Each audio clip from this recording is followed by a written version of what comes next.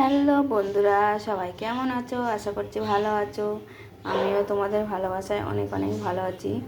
আর তোমরা সবাই ভালো থেকো, সুস্থ থেকো, সাবধানে থেকো। তো চলে এসেছি আজকেকার রান্নার ভিডিও নিয়ে। তো দেখতেই পাচ্ছ, ধুয়ে কেটে বেচে নুন হলুদ মাখিয়ে রেখেছি। কেটেই নিয়ে এসেছিলো, ধুয়ে নুন হলুদ আর একটু সর্ষের তেল মাখিয়ে রেখেছি। কী মাছ এটা বলো তো? এটা হচ্ছে আর মাছ। তো আজকে আর মাছ রান্না হবে, তার জন্য কড়াই বসিয়ে দিয়েছি, গরম হয়ে গেছে। মাছ কটা ভেজে নেব।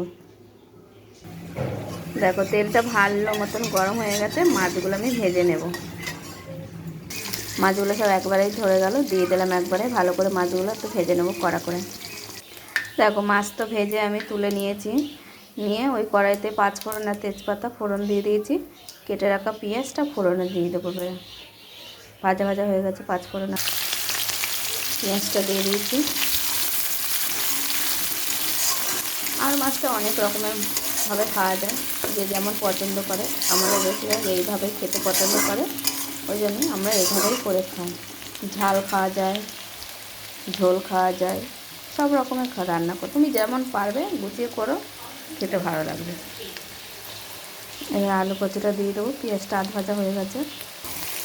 আলু আর কচুটা দিয়ে দিলাম, পেঁয়াজটা আধ ভাজা হয়ে গেছে।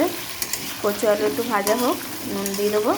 দিয়ে আমি ওদিকে মশলার জোগাড়টা করে নেবো। মশলা হচ্ছে গোটা জিরে, কাঁচা লঙ্কা, একটু শুকনো লঙ্কা দেবো সঙ্গে, আর আদা।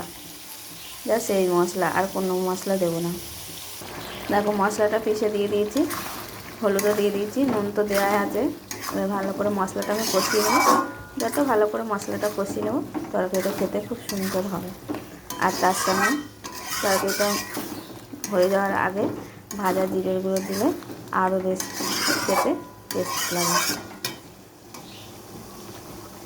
তো মশলাটা কষা হয়ে যায়।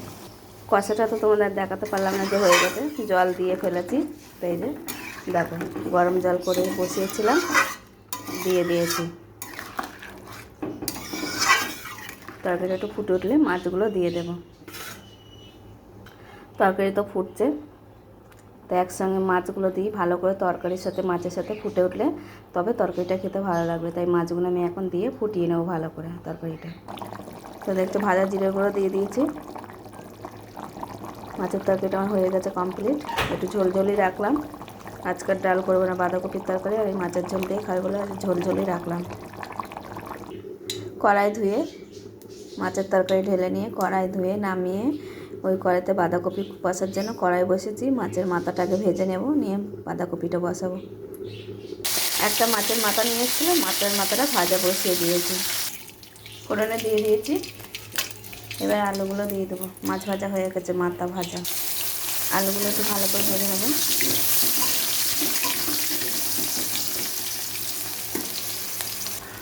মশলাও দিয়ে দিলাম, মটরশুঁটিটাও দিয়ে দিলাম, হলুদও দিয়ে দিয়েছি। ভালো করে একটু আলুটার সাথে মশলাটা কষিয়ে নেব। একটু ঝোলটা মরে আসলে মশলা মাছের মাথাটা দেবো, দিয়ে বাঁধাকপিটা দিয়ে ভালো করে কষিয়ে নেব। মাছের মাথা বাঁধাকপি সব দিয়ে দিয়েছি, ভালো করে কষিয়ে নেবে যারা। তো দেখো বাঁধাকপি প্রায় আমার কষা হয়ে এসছে, আরও অনেকটাই হবে।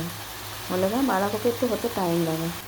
দেখো আমার বাঁধাকপি হয়ে গেছে। একটু ভাজা জিরে গুঁড়ো দিচ্ছি, দিয়ে নামিয়ে নিচ্ছি। কত সুন্দর হয়েছে বাঁধাকপিটা। তো এরকমভাবে রান্না করে মাছের মাথা দিয়ে বাঁধাকপি খেতে খুব সুন্দর লাগে। তো বন্ধুরা, আমার তো রান্নাবান্না এই ছিল, দেখতেই পেলে।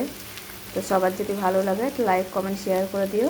সবাই ভালো থেকো, সুস্থ থেকো। সবাইকে জানাই শুভ দুপুরে অনেক অনেক ভালোবাসা বন্ধুরা। টাটা।